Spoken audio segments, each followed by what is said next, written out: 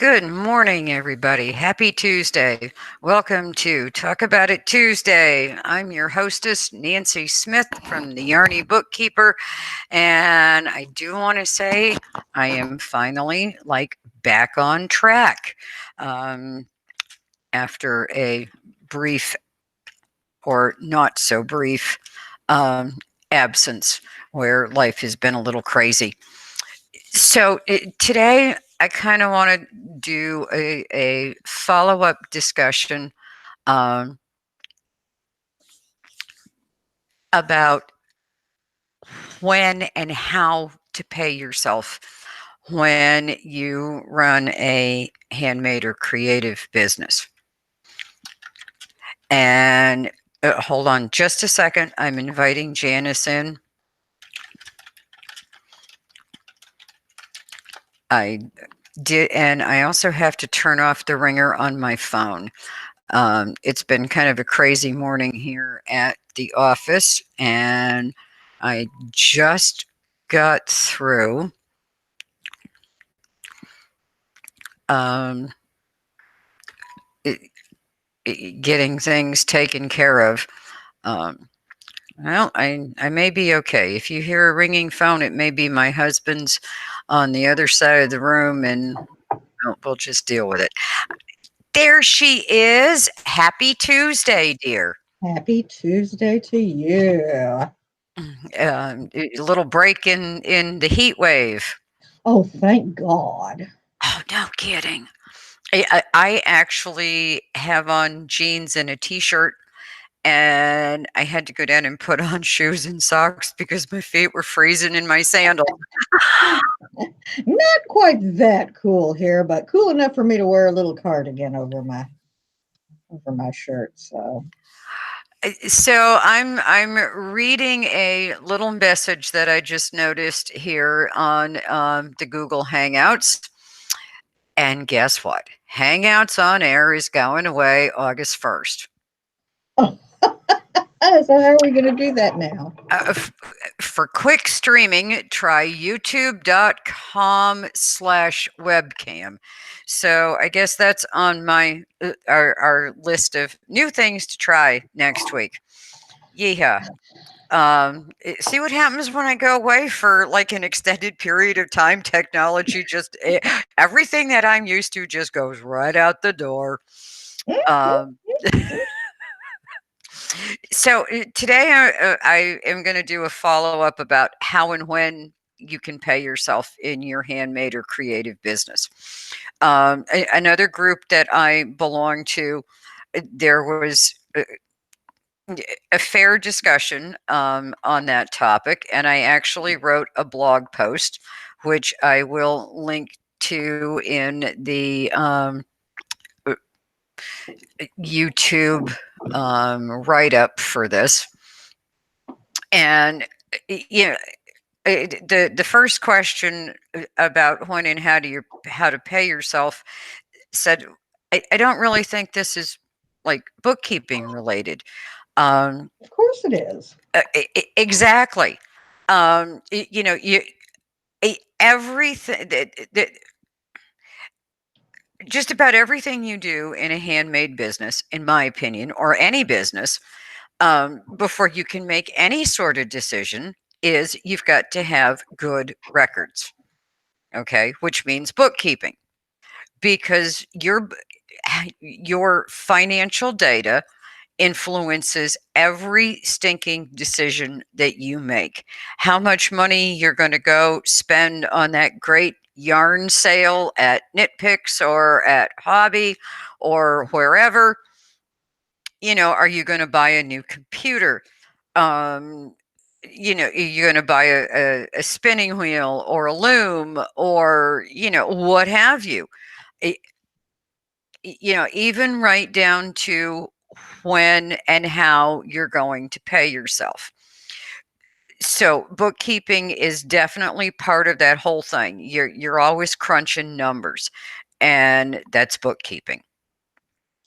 The other part of when and how you can pay yourself is you've got to determine your fair hourly wage. Okay.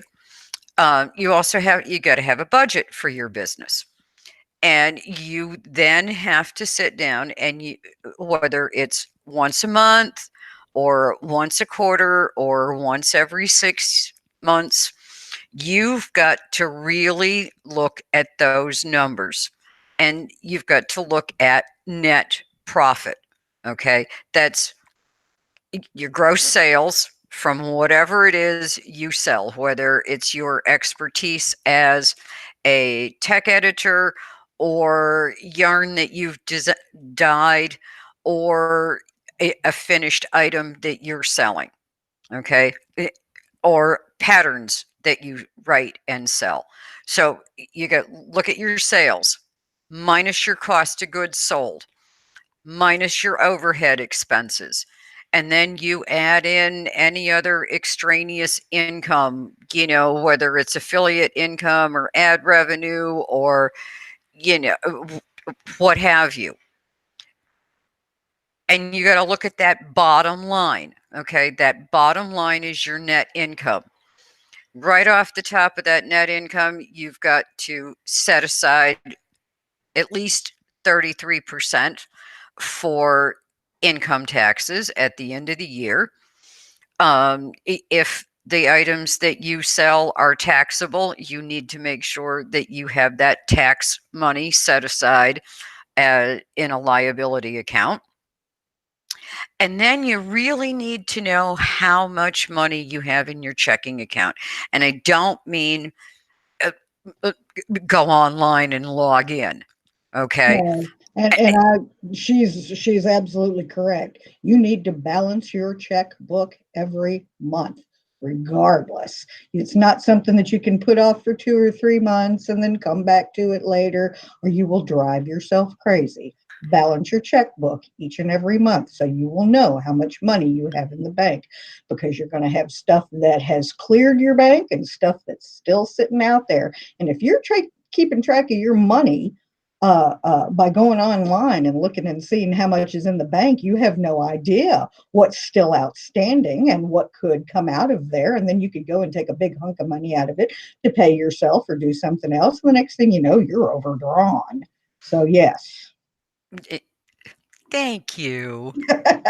I just finished doing that. So, It seems that we live in a world where people no longer reconcile their bank account. They just log in and say, "Oh, well, I've got money there, so I can spend it." yeah, no, no, no, no, no, no, no, no. You might be able to get away with that in your personal account. I know a lot of people who do, but that will not fly with your business account ever. Oh, and I am so glad you said that, not me. Sometimes I feel like I'm like the mother nag. You know, No, brush your teeth, balance your checking account, do your bookkeeping, pick up your room. yeah, no. Speaking from experience here. I swear I did not prompt her to say that. Okay, I did not give her like this little written script that says, after I say blah blah blah, you need to hop in and say blah blah blah blah blah. I swear we did No, not do no. that. I just got finished closing out June and had to prepare quarterly financials for my boss because he's having a board of directors meeting this afternoon. And I probably should have had it done last week, but oh, things they do conspire against us, you know. But yeah, no, please, please, if you don't do anything else, balance your freaking checkbook every month. Seriously. So then you look at that bottom line net income and you need to say, okay, do I need to set money aside for a big purchase, aka maybe a computer or that loom? How much money do I want to, you know, keep? How much money do I want to invest in my business? And most importantly, what are my bills for the upcoming month? Because unfortunately, we don't have guaranteed income every day, every week, every month, every whatever. Yep. You know, our income basically is at the mercy of people's whims. Okay. And maybe whim isn't the right word for it. Um, well, Martha's vagaries. exactly. You know, so I mean, once we have all of those things taken into consideration, then we can say, okay, I can comfortably take X amount of dollars out of my business and pay myself. So paying yourself is a whole nother animal because it depends on your business structure.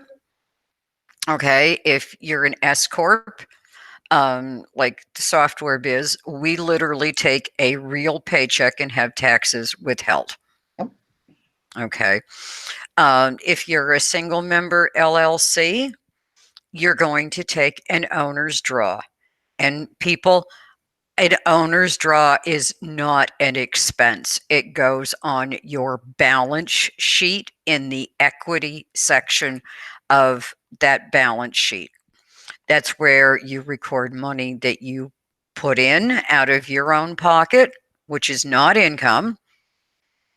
Okay, because you're not selling anything. You're taking that money out of your own pocket and you're investing it in your business. So, therefore, that's an owner investment, just like taking money out is an owner draw. Now, if you're an LLC, you can choose to file your taxes as an S Corp, which then means that you can take that real paycheck. If you're a sole proprietor, it's an owner's draw. So all of those, that's the how, and if you're an S Corp, then your wages literally are an expense to the business and they do go on your profit and loss. But for the most part, most of us are either going to be sole proprietor or a single member LLC, and our draws are not an expense to the business. Okay. So that's kind of the who, what, when, where, and how of paying yourself. Now, the other thing, is that budget. If you consistently every month look at that bottom line net income and say, "Oh man, I can't afford to pay myself." There's no money here. Then what you really need to look at is how much money you're spending and really scrutinize it. Um, you know, it, are Well, you and paying how much money you're charging too for whatever it is exactly? you sell. Those two things go hand in hand. I mean, then you really have to start crunching numbers. You know, is are you charging enough for whatever it is that you do? Okay, is your fair hourly wage enough? Okay, do you have that magic budget of what are my fixed costs every month? Because you've got to cover those fixed costs. And if those fixed costs include a monthly fee for something that you're not using and haven't that you bought a year ago, and you're paying 30, $40 a month for whatever it is, and you're not using it, get the hell rid of it, Yep. because that's like, flushing money. It's going right down the drain. So, and the only time you're going to find that out is when you start looking at those numbers every month on a consistent basis. So, if you think bookkeeping is something that you can put off until next week, next month, 2 months from now, you're really just stabbing yourself in the foot, because it's going to take you, in 3 months, are you going to remember what you spent the $75 at XYZ you know, I've had a couple of occasions where I've had to put off reconciling credit card accounts for a month or two. And I will tell you that because we have multiple users of our credit card accounts here at my place of business, that you'll go in and you'll find credit card charges on there going, what the hell is this for? And then you go back and ask the person whose credit card it's on, and they'll go, mm, I don't remember. So yeah, it's please, yeah, you want to if you put it off a month or 2 months, 6 months, you're going to go back, and Nancy's absolutely right. You're not going to know what the dickens it's for, and it can also screw up how you reconcile your accounts too, because bank accounts are from the beginning of the month to the end of the month. Credit cards are not. So if you have a corporate credit card, you could get your statement on the 15th, which means that you're going to be entering stuff into a prior month, which could throw off, your profit and loss for the prior month if you think you've already closed that month. So please, yes, do all of this stuff on the regular, or you're going to be sorry. yeah, I mean, especially as your business grows. Yep. Okay, as you're just starting out, you know, it, it, maybe you're not. Not only are you not having a whole heck of a lot of income or any income, or you really don't have a lot of expenses. Okay, at that point, you know, You're going to be a whole lot better. You're going to be a whole lot better off if, when you go in, especially if you're just starting, if you go in and pretend like you have a large thriving business, because you can't say, oh well, I don't sell really all that much stuff and I don't have this many expenses, so I don't have to worry about it so much. Going in pretending like you have a large thriving business, all of this stuff is important. You can't just all of a sudden decide that balancing your checkbook every month is important, or reconciling, keeping track of your credit card charges, or what your cost of goods sold are, or what your recurring expenses are. Yeah, treat yourself like you're a big business from the get-go, and you'll be a lot better off. so basically, what Janice is saying very nicely, and I'm not going to be so nice about it. I'm going to be a lot more blunt. Do the shit every day Yep. as it happens. Yeah. Okay, when I sit here in the office, my company QuickBooks file is open. Yep. If I have to go, you know, do an online credit card payment, I record it right then and there. That's when it's freshest in my mind. Yep. That's when I have like all the confirmation numbers. That's where I have everything. I do it right then and there. When and our sales come in via an email receipt. Okay, much like when you sell something through PayPal, it's like, hey, you sold XYZ to so and so. All of our software is ordered off our website. Okay. And it comes in as an email receipt. And that sale is recorded within minutes of me getting that email receipt. So, and you may sit there and say, oh my God, how can you do that? Well, okay. For me, I can do that because I am sitting here in front of this computer. Mm-hmm. Okay. And it's not a big deal and my QuickBooks is always open. So it's not a big deal for me to just hop over there and go bing, bing, bing, boom, bang, done. Okay. For those of you who are sitting and making products, okay, once a day, at the end of the day, take the Mm-hmm. last 10, 15 minutes before you shut down whatever it is that you use, okay, and go and record all of the activity of that day while it's fresh in your mind, because I guarantee you the way that receipts look today, you know,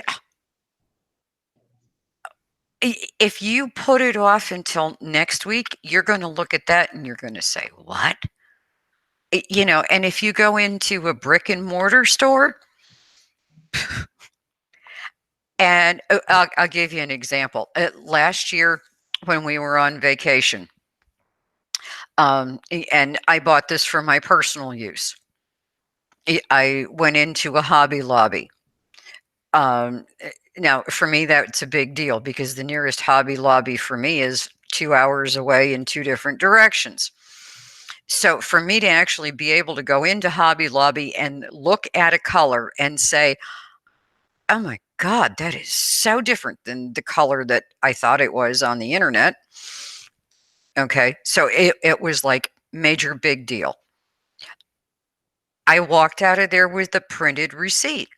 Did it tell me that I bought fingering weight or uh, or the regular Hobby Lobby, I love this cotton? No, it was barcodes. Okay, it was barcodes And if that they had do have a description, it's going to be very cryptic in those cases. exactly. And I mean, because we were in our RV, I was very good about going back to the RV and unpacking my little bag because limited space, so you're not just going to go stash it in your closet somewhere. We were on the road for a month, so closet space was pretty limited. Um, but it was like the first thing I did was I looked at that receipt, and it was like, what the hell did I even buy? And if I hadn't have had my purchases right there in front of me with prices on it, I would not have been able to figure out what I bought. And of course, business person in me, yes, I can't even go away on vacation and shut that off. It was like, man, I'm really glad that this was for my personal use and not for business use. Because this receipt tells me nothing. So, I mean, if it had been a business expense, I would have taken the time to sit down with my little pen and make notes that, the thing that was barcode blah blah blah that was two at $1.59 was really, two things of fingering weight cotton yarn. So I guess what we're just trying to say is, you know, if you're going to be a business, act like a business. And Yep. part of being a business is keeping records. And you do your record keeping on a daily basis and you do it consistently, no matter how much you hate it. I mean, I'm a career bookkeeper. Do you think I like doing bookkeeping? Well, I do. I like the working with numbers part. Do I like stopping what I'm doing to record this, record that? Most of the time, it doesn't bother me, but I have days when I am like up to here, or if and I can't even show you the top of the tip of my hair because it's just too damn long. But yep, sorry.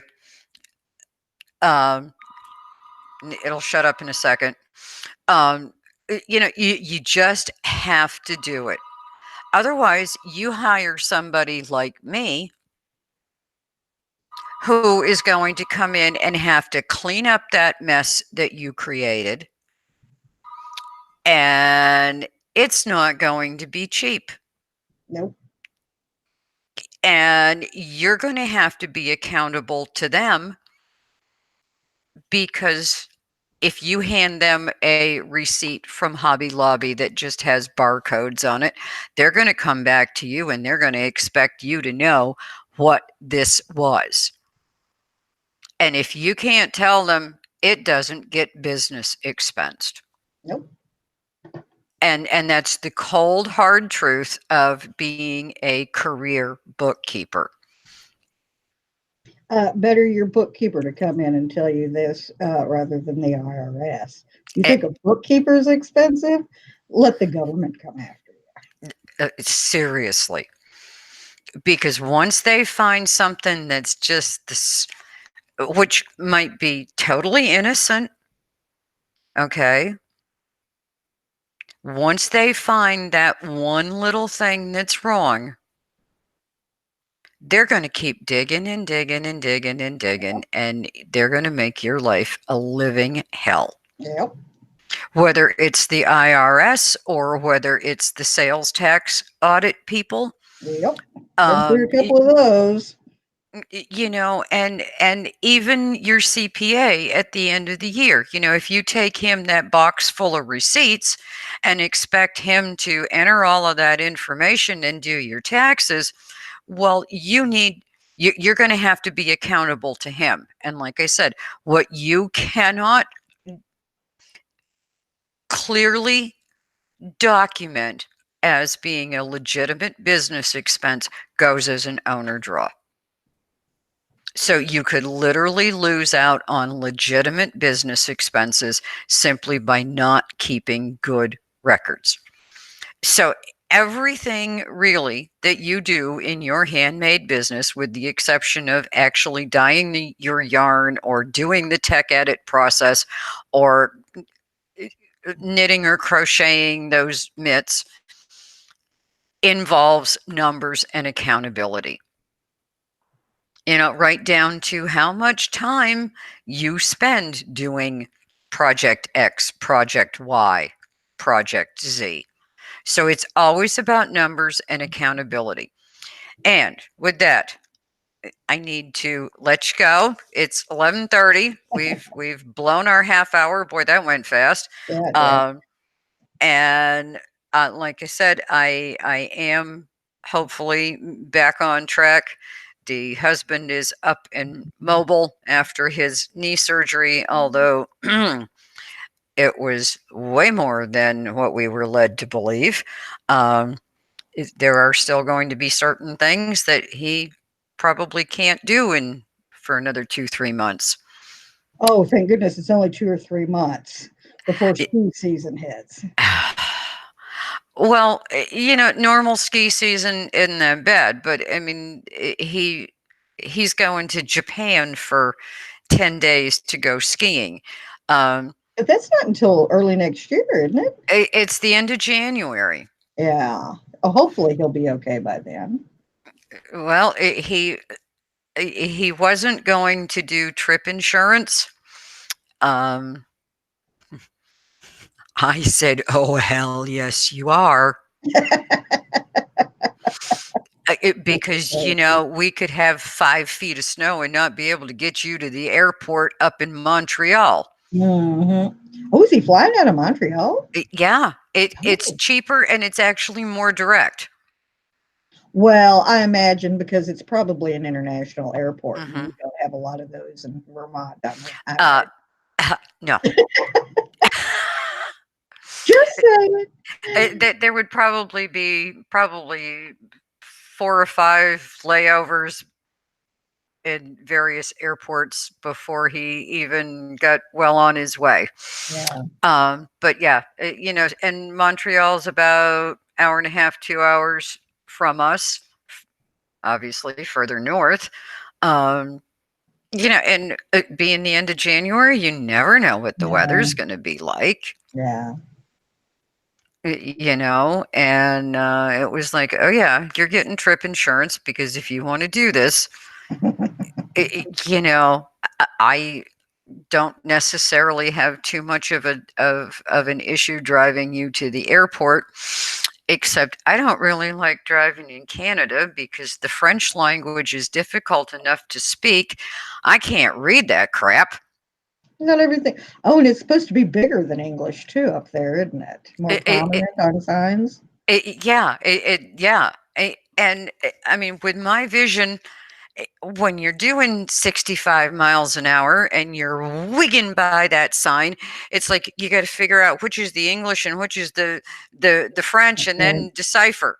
You know, because I mean, it's all flashing. So yeah, the trip insurance and physical therapy and ski season and yeehaw. Um, Mm, but we are back on track. He is on the mend. The how to design a bookkeeping system is going to go live the end of September. I figure at this point I need to wait until people's children are back in school before we start doing that. So it was like, okay, end of September. right. End of September is also the end of the third quarter of the year. It is. And if you haven't done anything about your bookkeeping by that point, you better get your hiney in gear Yep. because The end of next the up year is, will be here before you know it. oh, yes, Uncle Sam will be there with his hand out saying, "Where's my tax money?"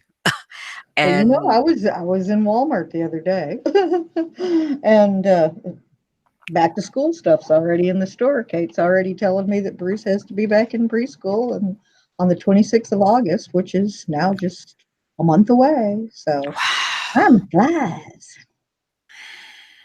So, so we should be back on our weekly Tuesday schedule. And like I said, I will add the link to that blog post that I did to go along with this video. And we'll see you all next week. Thanks for joining and have a great week ahead. bye bye.